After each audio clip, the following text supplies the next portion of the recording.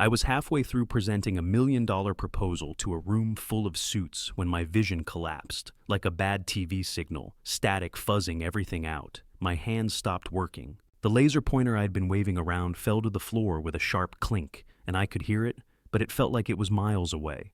Someone, a voice that sounded too far off, asked if I was all right. I said, "Yeah, just a little dizzy," even though my head was a drum and the beat felt like it was shaking me from the inside. But before I could finish my sentence, the carpet came rushing up to meet me, and I hit the ground hard. The world went black. I woke up to the cold beep of machines, my body feeling too heavy, like someone had replaced my bones with lead. A doctor was there, his voice calm, explaining that they'd called my emergency contact, my wife. She hadn't shown up. I was here, alone in a sterile room, with the sound of beeping machines and my own heartbeat in my ears. My wife, Lindsay, hadn't even sent a text, not one. Not that I expected much. Her family had always treated me like I was just a phase she'd grow out of. Every time I tried to fit in, it was like trying to wedge a square peg into a round hole. Every holiday, every birthday, always about Lindsay's brother's new startup or Bree's IVF journey. Nothing about me, not even when I got promoted or had a win of my own.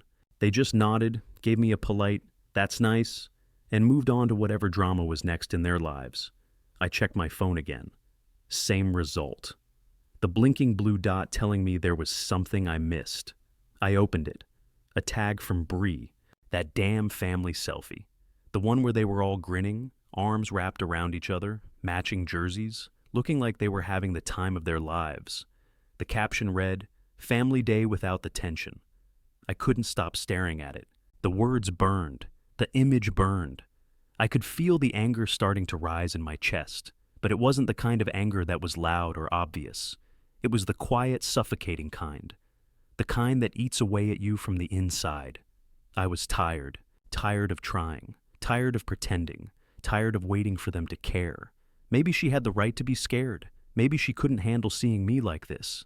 But the truth was, she had more important things to do. I closed my eyes, trying to block it all out. But it was there, clear as day. I had spent my entire marriage chasing after something that was never real. The chair across from me remained empty, and that empty space felt more real than anything else in this damn room. When we first met, Lindsay was sharp, ambitious. She wanted more than what our small-town lives could offer. She had this fire in her that made me believe I could want more too.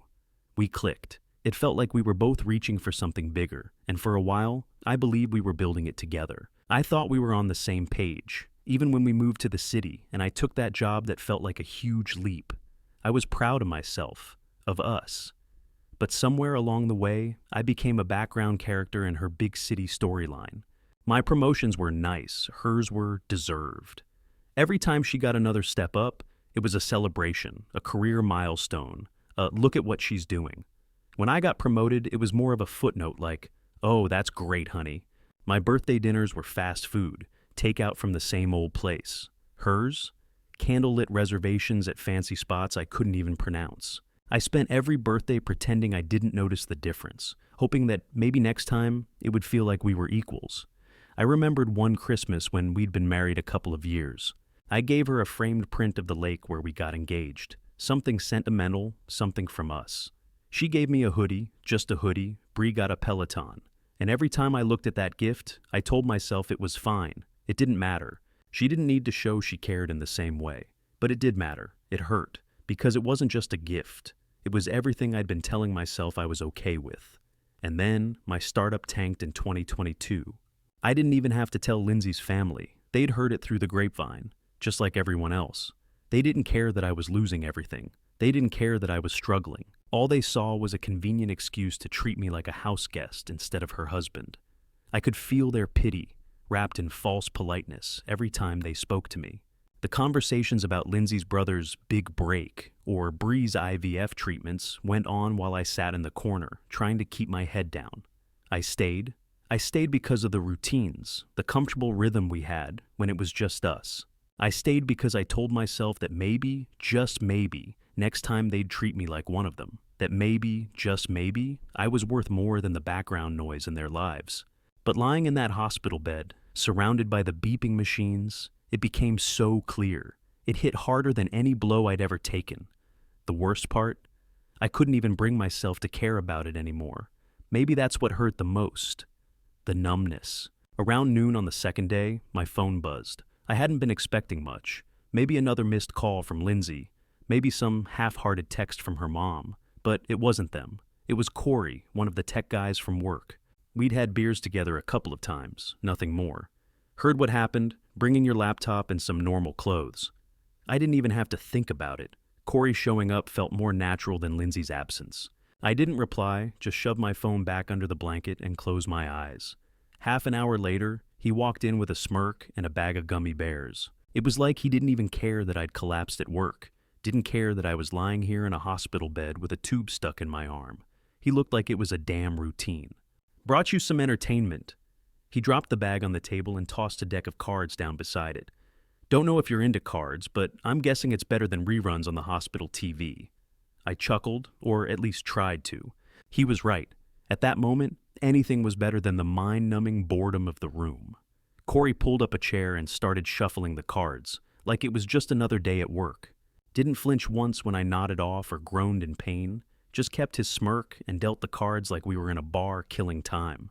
The nurse came in to change my IV bag, and she had the same easygoing vibe as Corey, Sheila. She was the kind of nurse who didn't sugarcoat things, and it made her easy to talk to, even when I couldn't focus long enough to make much sense. She looked at the clock, then at me, then said, "Your wife coming?" She didn't sound like she was asking out of concern. She was just curious. I shrugged. Who knows? She gave a short laugh, as though this wasn't the first time she'd seen this. You'd be shocked how many guys are solo in here. Sometimes friends show more family than family. I didn't say anything back. The words were too familiar, too damn real. Corey brought the cards out again, and we played a couple of rounds, him talking about work and random stuff while I faded in and out of consciousness. He didn't mind. When I was awake, we laughed about dumb office politics and how terrible the coffee was in the break room. And when I drifted off, his voice was still there, like a presence in the background, just steady, like he wasn't going anywhere. It was something I hadn't had in a while. Sheila came back, swapped out the IV, and cracked a joke about how bad hospital food was. I swear they think mashed potatoes can solve anything. They don't even taste like potatoes, she said, and I couldn't help but grin. I was too out of it to really respond, but it didn't matter. It was just normal. In the middle of all this chaos, in the middle of feeling like I was slowly sinking, she made me feel like I was part of something, like I wasn't just fading away in a bed. Corey stuck around for another hour, telling stories about his weekend fishing trips, his stupid neighbor who tried to start a fire in a snowstorm, and all the stupid little things that made up a life. His company felt real, not forced. When he stood to leave, he clapped me on the shoulder and said, "Call me if you need anything, man. I'll bring more gummy bears next time." I nodded, thankful in a way I didn't know how to express. When the door clicked shut behind him, the silence crept back in. But it wasn't the same kind of silence I'd had before. This one felt quieter, but not in a suffocating way. More like there was room for something else to come in, something better. For the first time in a long while, I felt like I wasn't alone in this thing. And maybe, just maybe, I didn't need Lindsay to show up to feel like I mattered. The scans came back, a small mass pressing against my brainstem. It wasn't anything immediate, nothing life-threatening right now, but definitely not something to ignore. The doctor explained it all to me in that calm, measured tone, like he was reading from a script. But as his words sank in, the air around me felt like it was growing heavier, like every breath I took was a little more of a struggle. My mind tried to process it, but it kept looping back to one thought. How do I tell Lindsay? If she even called, that was. If she even cared. Before I could go deeper into the spiral, my phone buzzed again, this time vibrating so hard on the table that it slid to the edge. I picked it up, and it was like a cruel joke. 16 missed calls from Lindsay, 23 from her mom. Even Bree had tried 4 times. The notifications were practically mocking me. They had been silent for days, and now they were acting like they cared. I unlocked my phone. The messages were all variations of the same thing. Your father had a stroke. He's asking for you. My stomach twisted into knots. It wasn't the call I'd been waiting for, but I couldn't help but feel like I was still part of the damn game. Her dad had been cold to me for years, but now suddenly I was the one who needed to show up. The man who'd once told me during Thanksgiving, in that clipped, judgmental tone, "You're not bad, just not exactly what I pictured for Lindsay." The same family who hadn't checked in on me once since I collapsed. The same family who ignored me for 3 straight days now, needed me to come to his side. The hypocrisy hit me like a punch to the gut.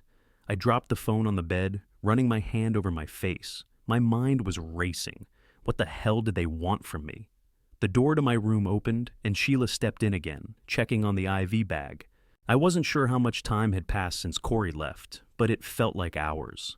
I didn't even look up as she worked. I just let the silence settle between us, the beeping of machines the only sound in the room. Finally, she spoke, her voice calm, but with that same sharp edge. "You okay?" I didn't answer right away. What could I say? I felt like I was suffocating, trapped between this small mass in my head and this tidal wave of messages from a family that had all but erased me. "I don't know what to do," I muttered, finally looking at her. "Am I a jerk if I don't go? If I don't show up for him?" She paused, looked at me like she was trying to figure out how to answer. Her eyes softened just a bit. "You're not a jerk. You're a man with a choice." I nodded slowly. A choice. Yeah, I had a choice. But what kind of choice was it? Do I show up for a man who had never shown any respect for me? Do I go to a hospital bed for the guy who still saw me as nothing more than a placeholder in Lindsay's life? A part of me wanted to say no, wanted to leave them to deal with it all on their own. But another part of me wondered if, somewhere deep down, I still cared. I stared at the phone again, letting the weight of it all crash down on me. The constant pull between what was expected of me and what I needed for myself. I wasn't just deciding if I should show up for her dad. I was deciding if I still mattered enough to care. "Are you going?" Sheila asked, her voice soft this time. I didn't know how to answer her. Or maybe I didn't want to. What did it mean if I went? What did it mean if I didn't? Finally, I said, "I don't know. I don't even know why I'm still thinking about it." She didn't say anything, just adjusted the IV and gave me a quick, reassuring smile. She didn't know the whole story, but I could tell she wasn't judging me. She didn't have to. She could see it for what it was, a decision I had to make, and I had to own it, no matter what the outcome. I closed my eyes and leaned back against the pillows. The room felt colder suddenly, the space tighter. I could hear the faint hum of machines, but it all felt so distant now. I called Lindsay. She picked up after the second ring, like nothing had happened. There was no concern, no apology, just the same cold, rehearsed tone. "Where have you been? Dad needs you." I let the words hang in the air for a second, then said, "I've been in the hospital, collapsed at work. They found a tumor." The silence between us felt suffocating. I could hear her breathing on the other end, like she was trying to process it, but she couldn't quite figure out how. "Why didn't you say anything?" she finally asked. "They called you," I replied, feeling the sharp edge of the words come out of me. "You didn't pick up." She stammered a little, trying to salvage it. "We didn't know it was serious." I exhaled, a mix of frustration and something else. Resentment, maybe. It's always serious when someone you love collapses. I could almost hear her scrambling to find the right thing to say, but I wasn't in the mood for any of her excuses. I didn't want to hear her spin it, not this time. Later that night, they set up a video call. Her dad was in bed, barely conscious, his eyes unfocused. Lindsay was there, of course, hovering over him like a stage manager, trying to control the scene. She was making small talk, directing the conversation, like she was cleaning up some mess instead of talking to a man who, for years, had barely tolerated me. I couldn't take it anymore. "Why did no one come?" I cut in, my voice sharp. Bree, who was sitting at the edge of the screen, snapped back. "It wasn't personal." I could feel the anger rising in me, thick and hot. "You made it personal when you posted Family Day without the tension." My voice cracked just slightly. That tension was me. For a moment, no one said anything. Lindsay looked like she was about to cut in, but her dad, his voice low and slurred, mumbled something I'll never forget. "You always deserved better from us." It hit me like a punch to the gut.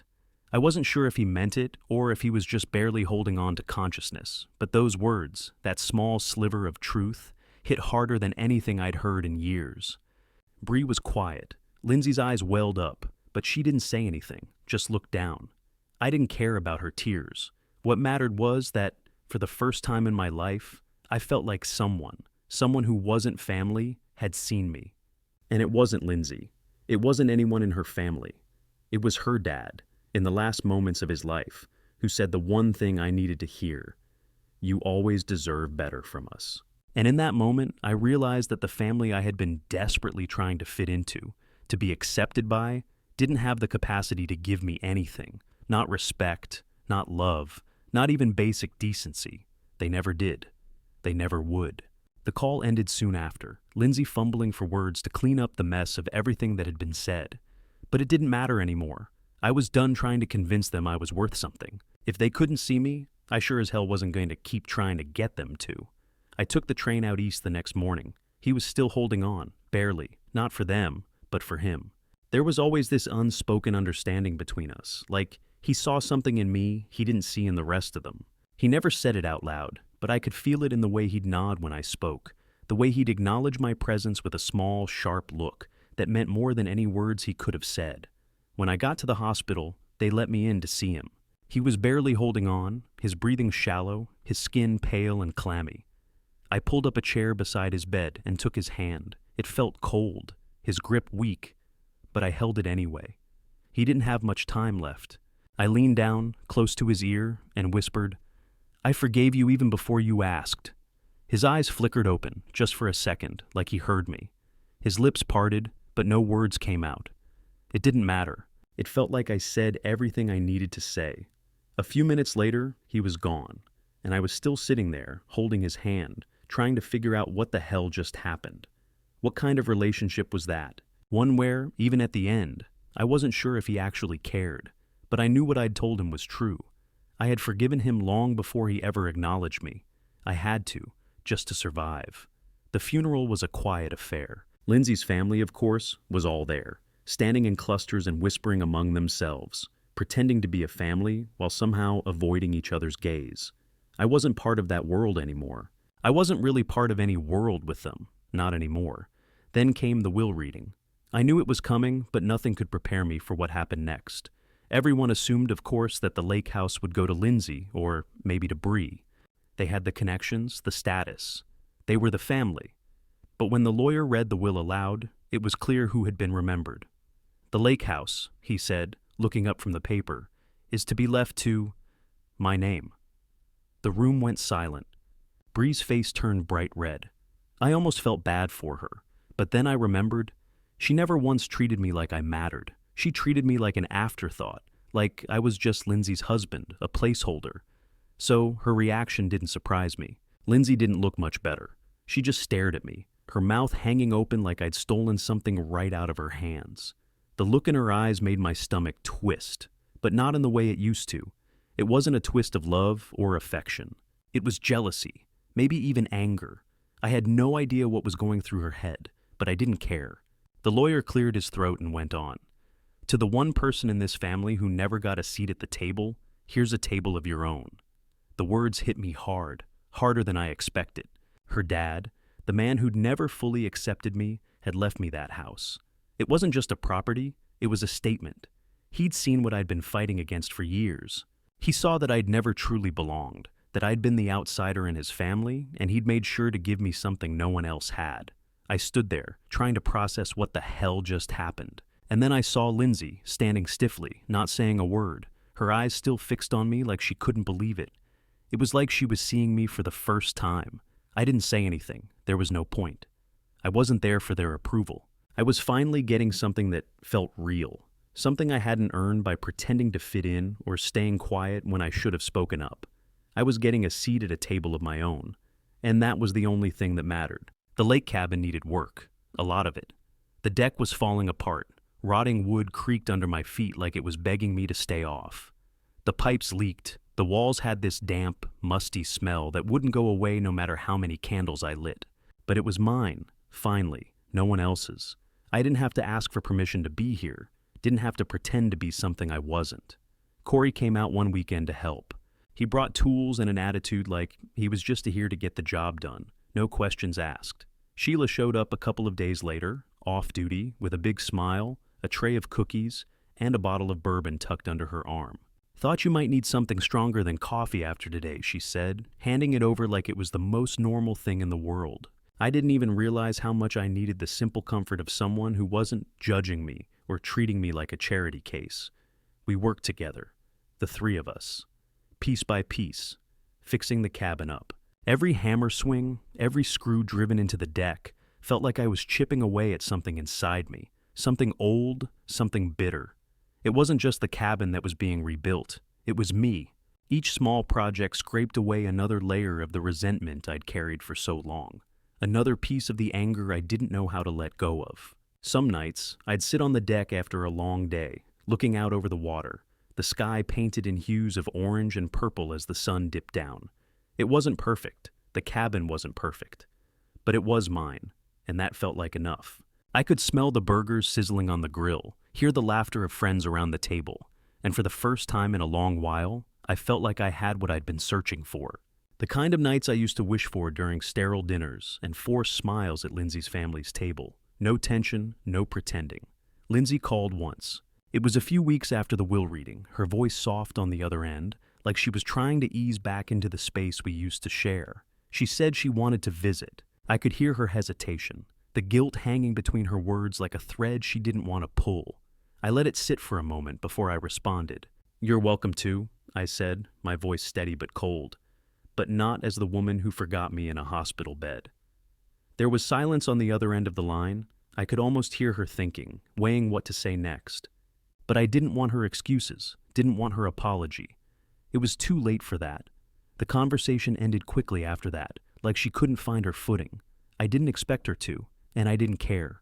The house, the space I was making for myself, was bigger than any of her promises at this point. Then Bree sent a text. It wasn't that deep. I read the message over and over, trying to figure out what I was supposed to feel, but I already knew. She had no idea what it had been like, not really. She was too wrapped up in her own perfect little world to ever get it. I didn't owe her anything, and I sure as hell wasn't going to keep pretending. So, I blocked her. Just like that. Lindsay came once, alone. I wasn't sure what to expect when I saw her standing in the doorway, looking the same but different, like she didn't belong there anymore. She had a box of old photos in her hands, as if that could bridge the gap between us. I didn't invite her in. I didn't have to. She stepped across the threshold like she'd done it 100 times before, but it was different now. There was no warmth in the way she moved through my space, just this awkwardness between us, like two strangers trying to remember who they used to be. We talked, but not like lovers, not even like exes. It was just a conversation between people who used to mean something to each other, but didn't anymore. She sat across from me, twisting her fingers around the photos, hesitating like she wasn't sure where to start. "I was wrong," she said finally, her voice softer than I remembered. "We all were. I didn't say anything. I didn't need to. She knew what I was thinking. I didn't forgive her, not in the way she wanted me to, not in the way she needed me to. But I let her say it. For her, it was probably enough to hear the words come out of her mouth. But for me, it didn't change anything. The silence that followed was heavy, filled with things that couldn't be said anymore. She started to get up, like she thought that was the end of it. But then I spoke. "Why now?" I asked, my voice quieter than I meant it to be. "Why come here after everything?" She paused, then looked at me, and for a second I saw a flicker of the woman I once knew. "I don't know," she said. I thought I owed you an apology for not being there." I nodded. But it didn't feel like enough. Nothing she could say would ever be enough, not now. Some family members tried harder. Lindsay's mom sent birthday cards, short notes with fake cheer, little attempts to rekindle some kind of connection. I'd started getting used to the emptiness, to not hearing from them. But the cards felt like an afterthought, like she was checking off a list of things she was supposed to do, not out of love, but obligation. Bree never spoke again. She sent me that one message, "it wasn't that deep" one, and after that, nothing. I guess it didn't take much for her to cut me off. She'd made her feelings clear, and I had no use for pretending anymore. I stopped keeping score. That was the real freedom. I didn't care who remembered my birthday, or who thought they owed me an apology. I stopped measuring their love by how they showed up or didn't show up, and that was the most liberating thing of all. I built a new life at the lake. It wasn't perfect, nothing is, but it was mine, solid. It wasn't just a house I'd fixed up. It was a place where I could breathe, where I didn't have to fit into anyone else's mold, where the space around me wasn't defined by their expectations. Sometimes I still wonder how much different everything could have been. If they had shown up, if Lindsay and I had found a way to make it work, if her family had ever really seen me for who I was. I think about it in the quiet moments when I'm sitting on the deck, the sun setting over the lake, and the world feels like it's just mine. But then I remember this version of me only exists because they didn't show up. It's because they weren't there that I had the chance to rebuild. And maybe that's the way it was supposed to be all along. Most evenings I sit on the porch with a beer in hand, letting the lake settle beneath the fading light. The water's surface ripples, but everything else is still, quiet. It's not lonely, just quiet. I've come to like it that way. Out here, there's no rush, no pressure, no one telling me how I should feel or what I should do. The noise of the world doesn't reach me out here. It's just me, the lake, and the occasional sound of a loon calling from the distance. The people who check in on me now aren't blood, but they're better. They're the ones who choose to be in my life, not out of obligation, but because they want to. Corey stops by once a month, always brings something, usually beer, sometimes a random tool he thinks I need for the cabin. And Sheila, off duty, texts me every week just to check in. "How's the cabin?" she'll ask. "How's the beer?" It's simple, but it's real. Then there's Ron from the local bait shop. He's got a bad habit of showing up at my door with firewood and a story about some fish he almost caught, or a neighbor who's doing something ridiculous. I don't care if his stories are true or not. I just like having him around. We've become friends without needing a backstory, without any of the baggage that used to weigh me down. My world got smaller, but deeper. And honestly, I wouldn't trade it. I don't need to chase anyone anymore. The people who are here, who show up when it counts, that's all that matters. I keep the photo Bree posted, not out of pain, not as some constant reminder of what I lost, but as proof. Proof of where I stood that day, when I collapsed. It was the day they showed me exactly who I was to them, and more importantly, who I wasn't. But it also showed me something else, what I was capable of standing on my own, what I could build when I stopped looking to them for validation. Family isn't blood, it's who shows up when the lights go out, when everything's falling apart, when you're left standing in the dark, wondering if anyone sees you. And these days, I've got more light than ever. And it's coming from the people who choose to be here, not the ones who never showed up. That's what matters. That's what I'll keep.